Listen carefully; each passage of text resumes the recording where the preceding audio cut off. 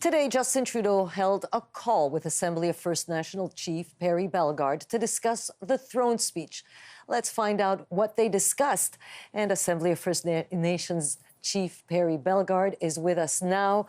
Hello, Perry Bellegarde. Nice to see you. Welcome to Power Play. So you spoke with the Prime Minister, seemingly to tell him what you want in that throne speech. What is your priority? What is your number one ask? Well, I don't know if it's a number one ask, but it's basically the need to keep closing the gap and continue to make investments in housing and water and infrastructure, including access for broadband, internet for all of our 634 First Nations.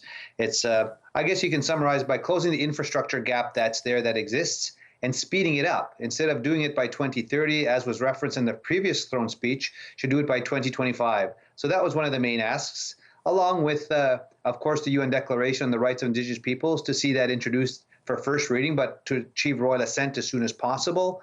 The missing and murdered Indigenous women and girls, the national action plan that's needed.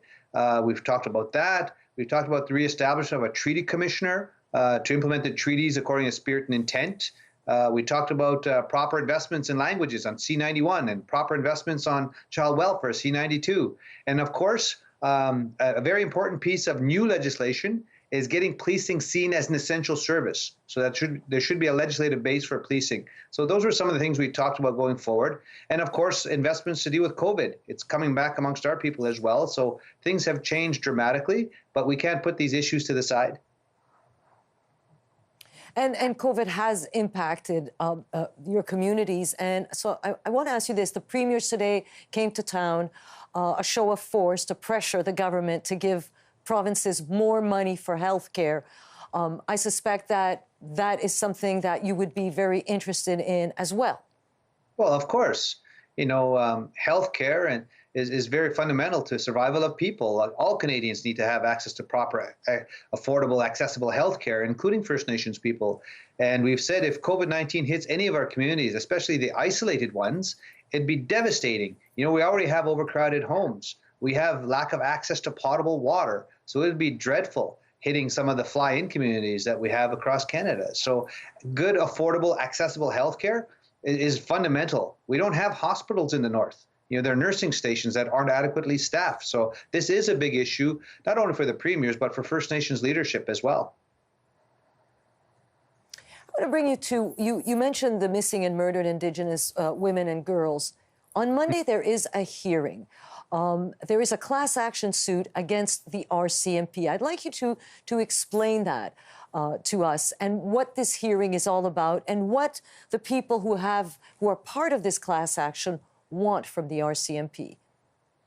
Well, basically, there's a process that's going to be talking about certifying a class action suit by the Big Eagle family from Ocean Man First Nation.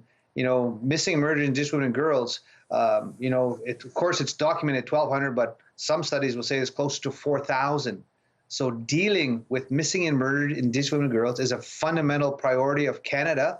And when you say you're looking at this class action suit, it's basically saying the RCMP and the police forces didn't properly investigate this case.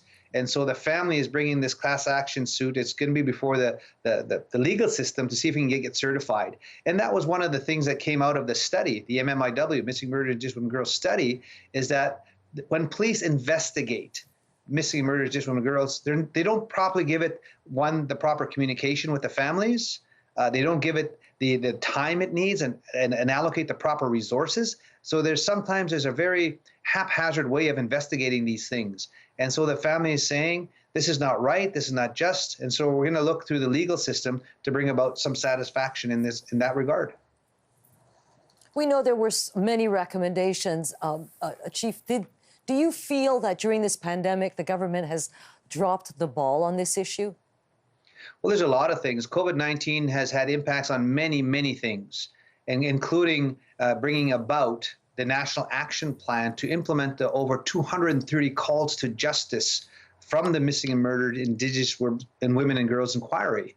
And so it's really fundamental to, and we get it, it takes some time. You have to include the families. Families first, no question, and province by province by province, territory by territory, it'll take some time. But we can't forget that. So that's why I've asked for the National Action Plan to implement the report to be front and center as part of this throne speech. And even going forward, policing as an essential service, again, that very important piece of legislation is fundamental to that. And even further to that, a review of the Royal Canadian Mounted Police as well, in terms of, I don't know if you need a legislative review, but a policy review to look at zero tolerance for excessive use of force, to look at the use of body cams, further de-escalation training, better recruitment procedures when you're coming into the RCMP.